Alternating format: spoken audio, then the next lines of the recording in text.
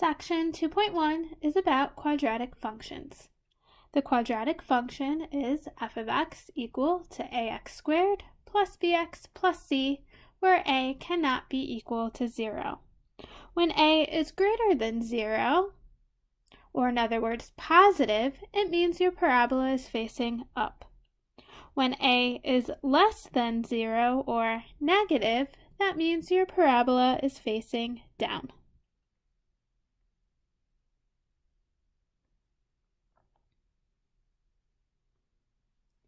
The standard form of the quadratic function is the following. F of x is equal to a times x minus h squared plus k, again where a cannot be equal to 0. H and k represent the vertex of the parabola. A parabola is going to be symmetric with respect to x equals h. Don't forget your shifting. Plus k on the outside of the function will either indicate up if it's positive or negative if it's going down.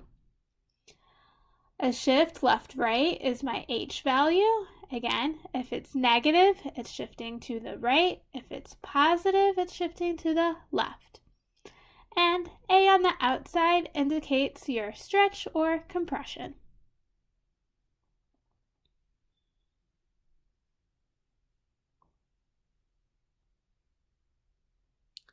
Next, we have general form. F of x is equal to ax squared plus bx plus c. To find the vertex when it's in general form, you're going to compute negative b over 2a, and that will give you your h or x value of the coordinate. And then to find the k or the y value, you're going to plug in negative b over 2a into your original function.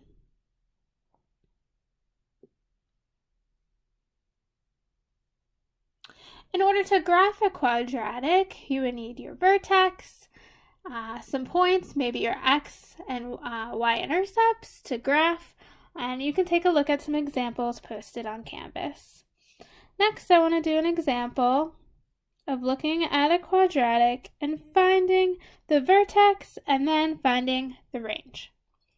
So, given the function f of x is equal to x squared minus 4x plus 3, let's find the vertex.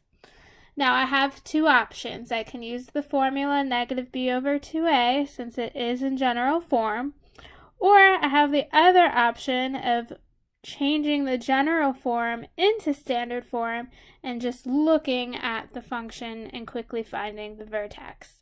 So I'm going to go ahead and do this problem two different ways so you can see your options. So let's go ahead and do the standard form first. So I'm given, again, f of x is equal to x squared minus 4x plus 3. Now I want to convert this into standard form. So again, standard form is a times x minus h squared plus k. So, in order to transform general to standard form, I'm going to need to complete the square.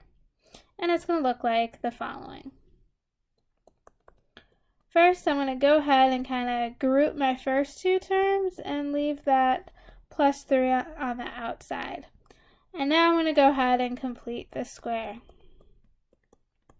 Remember, take your middle number, divide it by 2, and square it.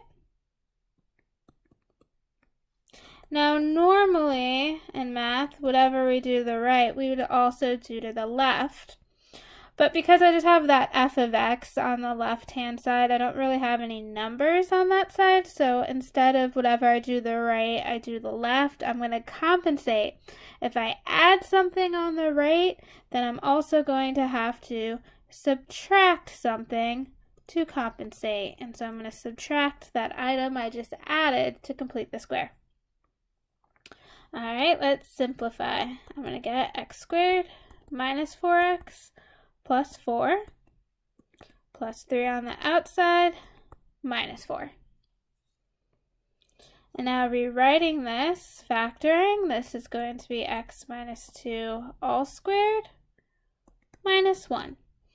Now, the nice thing about this is once it's in standard form, I just have to look at the problem to give you the vertex.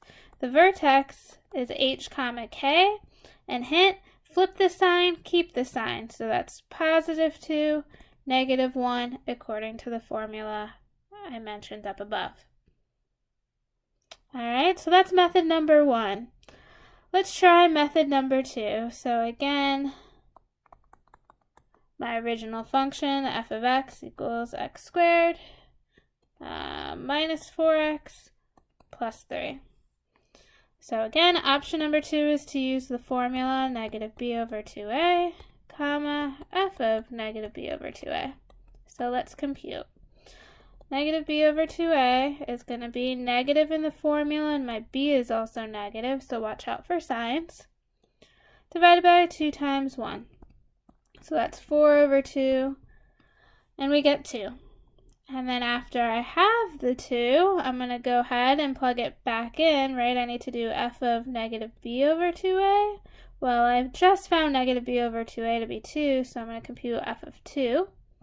So that's 2 squared minus 4 times 2 plus 3.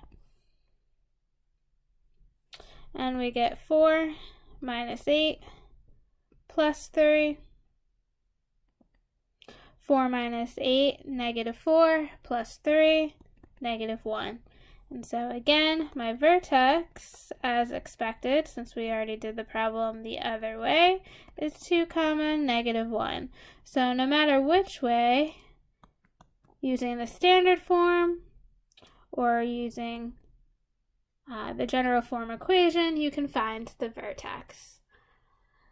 Keep in mind you should learn both methods because you may be asked on a test to do both.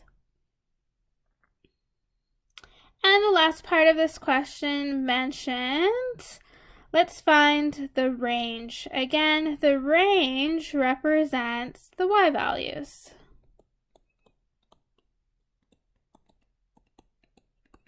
And what I like to do to find the range is quickly do a rough sketch of what this may look like. Again, I haven't actually found the x-intercepts or the y-intercept to graph this more accurately, but that's okay. I think I have enough to get a general idea of what this is going to look like. So I know my vertex is at 2 comma negative 1, so that's over 2 down 1, and I can draw a point.